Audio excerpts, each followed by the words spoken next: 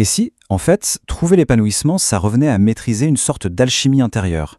C'est justement cette idée fascinante qu'on va explorer ensemble.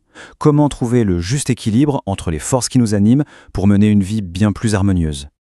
Ah, ce sentiment, il est plutôt familier, non? Cette impression de courir tout le temps, mais sans vraiment avancer.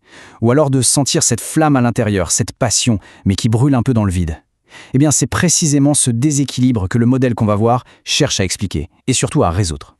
Alors pour bien comprendre cette approche, il faut imaginer notre vie intérieure un peu comme un paysage. Un paysage qui serait façonné par deux forces élémentaires, deux forces très puissantes.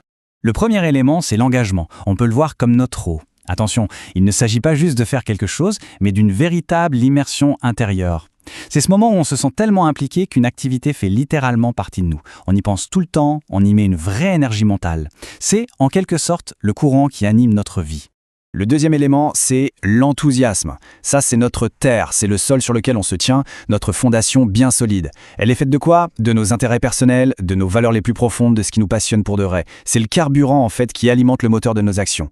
Donc, si on résume pour que ce soit bien clair, l'engagement, c'est notre eau, c'est le processus d'immersion profonde. Et l'enthousiasme, c'est notre terre, la source de notre motivation. On pourrait dire que l'un, c'est le comment on vit les choses, et l'autre, c'est le pourquoi. Bon, maintenant qu'on a défini nos deux éléments, la grande question c'est qu'est-ce qui se passe quand ils fonctionnent en parfaite synergie? C'est là qu'on touche au but ultime, l'harmonie intérieure. C'est vraiment la combinaison parfaite entre un engagement profond, notre eau, et un enthousiasme personnel bien ancré, notre terre. C'est dans cet équilibre précis qu'on trouve ce sentiment d'épanouissement, ce sentiment que tout a un sens. Mais, parce qu'il y a un mais bien sûr, que se passe-t-il quand cet équilibre est rompu? C'est là que ce modèle devient très parlant, car il décrit des situations qui, malheureusement, peuvent nous sembler très familières. Ce tableau résume parfaitement les deux grands pièges. D'un côté, si on a trop d'eau mais pas assez de terre, on tombe dans ce qu'on appelle le marécage. On s'agite, on est embourbé mais sans aucune direction claire. Et à l'inverse, trop de terre sans assez d'eau et on se retrouve sur une terre aride. Les idées sont là, la passion aussi, mais rien ne pousse et ça mène tout droit à l'épuisement. Le marécage, c'est vraiment cet état où on est complètement absorbé par une activité qui, au fond, n'a plus de sens pour nous. On est coincé, on se sent vidé de son énergie. On continue à faire les choses, peut-être par habitude ou par obligation, mais notre intérêt personnel, notre terre a complètement disparu. Et puis il y a la terre aride, c'est l'extrême opposé. C'est quand on a des passions, des valeurs fortes, mais qu'on n'arrive pas à les concrétiser, à s'y plonger vraiment. Cette passion sans action, sans l'eau de l'engagement, finit par nous consumer et nous laisse avec un sentiment de vide, d'épuisement total.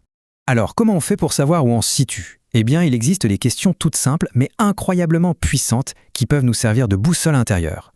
Ok, premier cas de figure. Imaginons cette sensation d'être embourbé, très engagé dans quelque chose, mais sans la moindre motivation profonde. Là, la question clé à se poser, c'est celle-ci. Au fond, quel est mon intérêt personnel dans tout ça? Qu'est-ce qui pourrait bien raviver la flamme? Comment ajouter un peu de terre à toute cette eau pour que ça retrouve du sens? Maintenant, prenons le cas opposé. Une personne pleine de passion, pleine d'idées, mais qui a l'impression que rien ne bouge, que rien ne se concrétise. Dans cette situation, la question à se poser c'est est-ce que cette passion, je la vis vraiment? Que manque-t-il pour la transformer en une véritable immersion, pour qu'on puisse se dire « oui, ça, je le vis pleinement ». Prendre conscience de son état, c'est déjà un pas de géant. Mais la véritable transformation, elle, ne vient qu'avec l'action qui suit cette prise de conscience. Parce qu'une fois le diagnostic posé, le plus important, c'est de prendre une décision. L'inaction, c'est la garantie de rester soit dans le marécage, soit sur la terre aride. Le changement, lui, exige un choix actif. Et ça nous mène à deux solutions assez claires. Soit on prend la décision de mettre fin à un engagement qui nous vide de notre énergie parce qu'il n'a plus de sens, soit, si c'est l'engagement qui manque, on réévalue ses passions pour trouver une nouvelle manière plus concrète de les vivre. Le message final est donc très fort. Il ne s'agit pas de subir son état intérieur, mais de le façonner activement. Vivre par les décisions, c'est reprendre le contrôle de son propre équilibre. Pour conclure, la question essentielle qu'on peut se poser est la suivante.